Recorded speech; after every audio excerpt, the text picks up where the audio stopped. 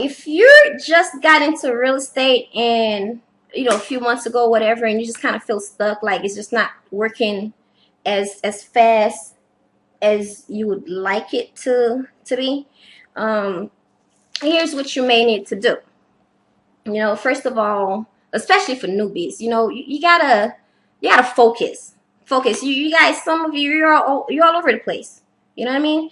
Just focus, focus, focus, focus. You need to do a business plan. I'm not gonna go over that today, but you need to do a business plan, and I also believe in doing a life plan because everything has to be balanced. Everything has to be in alignment. You know what I'm saying?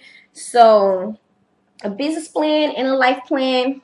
Interested, maybe I'll talk about it later or whatever, but I'm not going to go over that. But you need, instead of being all over the place and just being professional students buying courses here and there and there, listen, that's not where the answer is. Trust me, I know.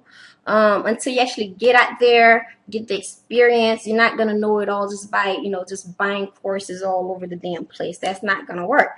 So basically just focusing on income producing activities. Income producing activities. What is it that's gonna bring you the money? Okay, what's gonna make money? That's how you need to focus on. And guess what? It's very minimal, very simple. It's not that much. All this other bull that you guys are doing, honestly, not necessary. So focus, focus, focus, focus on what's gonna bring in the money.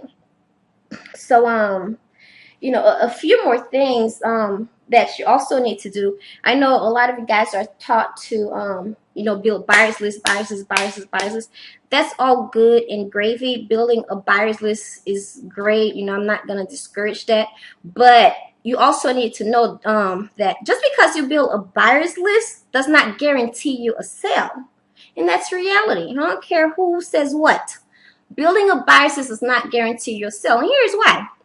Okay, especially in you got from experienced investors to newbie investors. It's so great to have that buyers list, but even experienced investors that buy 10, 20, 30, whatever plus properties every month, circumstances change. Their circumstances change on a daily basis because they're constantly buying.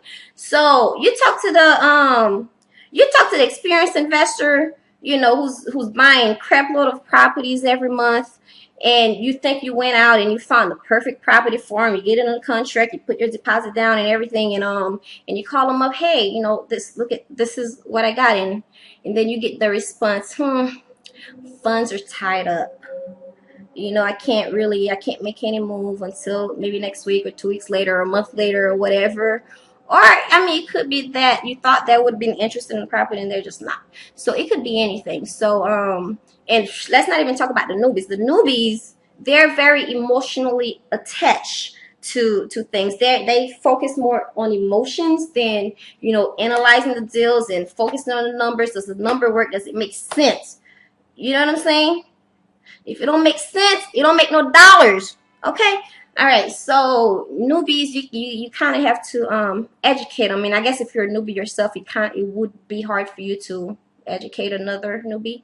I can only imagine. But listen, in many of you're gonna have the person that say, "Hey, this is what I want, A, B, C, D, whatever," and then you get them exactly what they said they wanted, and they can't make a move. They're stuck like Chuck. Anyways, but no, seriously, they're stuck, not making a move, and you wondering, well, what the hell? What's wrong with them? I gave them exactly what they want. Their emotions are too involved. See, they're not fully developed yet as an investor, and so they're worried about everything. You need to analyze the deal, analyze the numbers.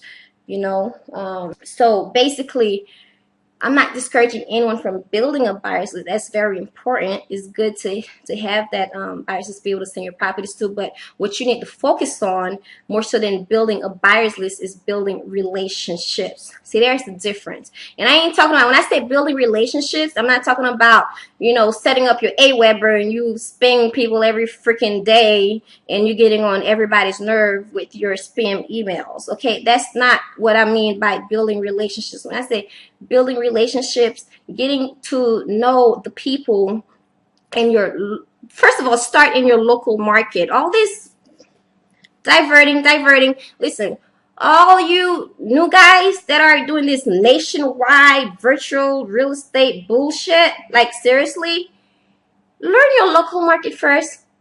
Please learn your local market before you start trying to conquer the world.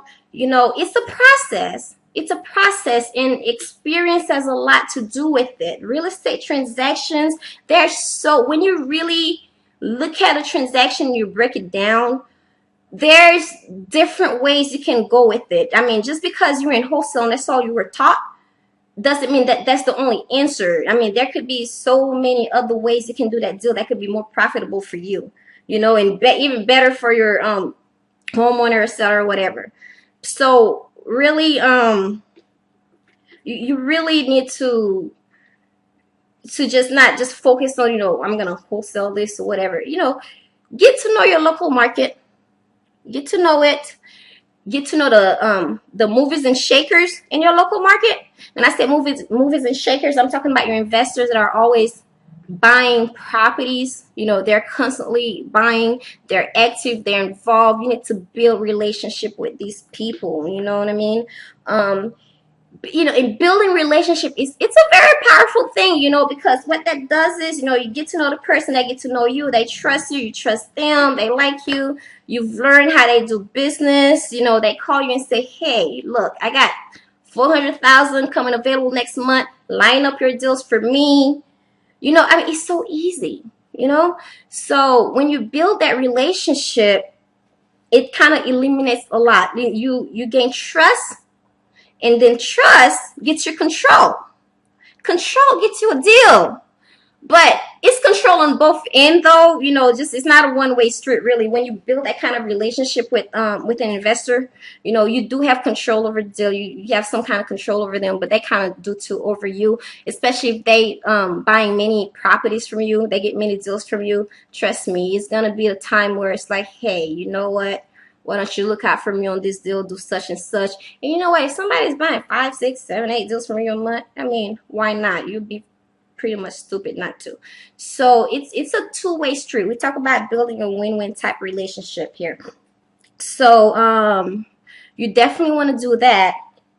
Focus on building relationship. Relationship is everything. It actually will take you to everywhere. The other stuff you can do it, but you have to focus on income producing activities. You know what I mean? Anything else, either eliminate it or delegate it. Eliminate or delegate. Anything else, eliminate it or delegate. There's just a waste of time. Okay, your time needs to be focused on income producing activities, especially you newbies being all over the place here and there and trying to conquer the world. This is not the time for it. You gotta walk. No, not walk. You gotta crawl before you walk. That's it. Yeah, crawl before you walk. You know, it's the process, it's the experience. You gotta get out there. You gotta experience. You know, there's no book that's gonna teach you everything. Experience does that. You know, I've been in this business since 2002. So I know a little bit of what I'm talking about. It's great. I am all for education, all for learning your craft. But there's nothing, you know, that teaches you better than experience. You know what I'm saying? So anyways, I can go on and on this topic. But for tonight, I hope this helped somebody. Let me know if it did. But basically what I'm saying is just, you know, focus on income producing activity. If you want results, focus on income producing activities.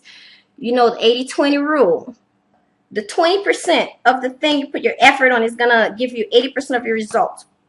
Okay, so basically just focus, people. All this other stuff that you're doing, really, the result that you're looking for is not going to bring you. 80% of the shit you're doing is not going to bring you the type of result you're looking for. So eliminate it or delegate it, really.